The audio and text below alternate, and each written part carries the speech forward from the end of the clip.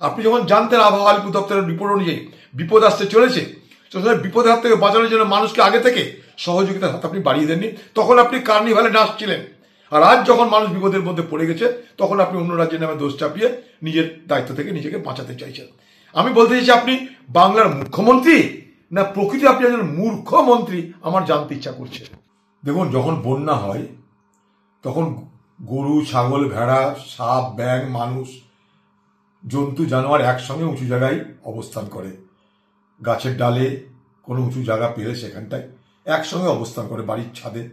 সেখানে কেউ কারোর সঙ্গে দুশ্মনী করে না, শত্রুতা করে না, কারণ তখন বন্যার হাত থেকে বাঁচতে হবে। ঠিক সেভাবে আমিও মনে করি কেউ আমার পার্টি না করতে পারে, কারোর সঙ্গে আমার আদর্শগত বিরোধ অবশ্যই থাকতে পারে, কিন্তু একটা কথা আমি মনে করি, যখন সব মানুষ বিপদে পড়েছে তখন সকলে সেই বিপদে সাহায্য করা উচিত। এবার কেউ সাহায্য করতে যাওয়া মানে এটা নয় যে তার সঙ্গে আমাকে শত্রুতা করতে হবে, তার মাথা ফাটিয়ে দিতে হবে। তুমিও সাহায্য করো, সেও সাহায্য করুক, তাতে আপত্তির কি আছে? যেমন বন্যার থেকে বাঁচার জন্য জাত, ধর্ম, বর্ণ নির্বিশেষে সকলে এক জায়গায় আশ্রয় নেয়, এমনকি প্রাণী, মানুষ একসঙ্গে আশ্রয় নিচ্ছে। ঠিক তেমনিভাবে যখন মানুষ বিপদে পড়ে তখন তাকে সাহায্য করার জন্য সময়ও যাতে সবাই একসঙ্গে সাহায্য করে, সেখানটায় যেন আমরা জাত, ধর্ম, বর্ণ, পার্টি না দেখি। এটাই আমাদের দায়িত্ব হওয়া উচিত এই সময়।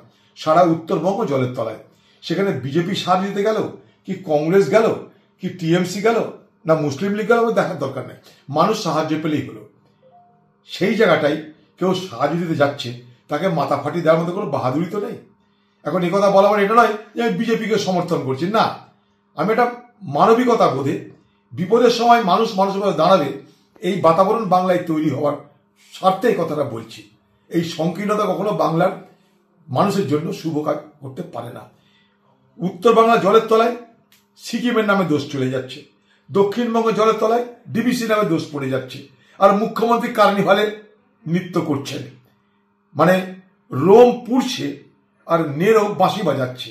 বাংলায় দিদি সেটা প্রমাণ করে দিলেন তার নাটক অভিনয়ের মধ্য দিয়ে। আপনি কি চাইছেন? বাংলার মানুষের বিপদে আপনি নেই।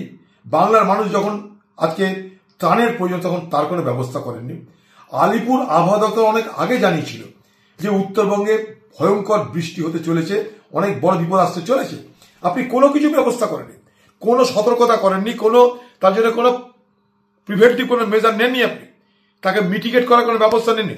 দেখুন, পাশের রাজ্য উড়িষ্যা, সেখানটায় যখন ঘূর্ণিঝড় এসেছিল, মনে আছে আজও, নবীন পট্টনায়ক লক্ষ লক্ষ মানুষকে আগে থেকে তাকে স্থানান্তরিত করে তাদেরকে রক্ষা করেছিল। আপনি যখন জানতেন আবহাওয়া আলিপুর দপ্তরের রিপোর্ট অনুযায়ী বিপদ আসতে চলেছে, বিপদের হাত থেকে বাঁচানোর জন্য মানুষকে আগে থেকে সহযোগিতার হাত আপনি বাড়িয়ে দেননি। তখন আপনি কার্নিভালে নাচছিলেন। আর আজ যখন মানুষ বিপদের মধ্যে পড়ে গেছে, তখন আপনি অন্য রাজ্যের নামে দোষ চাপিয়ে নিজের দায়িত্ব থেকে নিজেকে বাঁচাতে চাইছেন। আমি বলতে চাইছি, আপনি বাংলার মুখ্যমন্ত্রী না প্রকৃতি আপনি একজন মূর্খ মন্ত্রী, আমার জানতে ইচ্ছা করছে।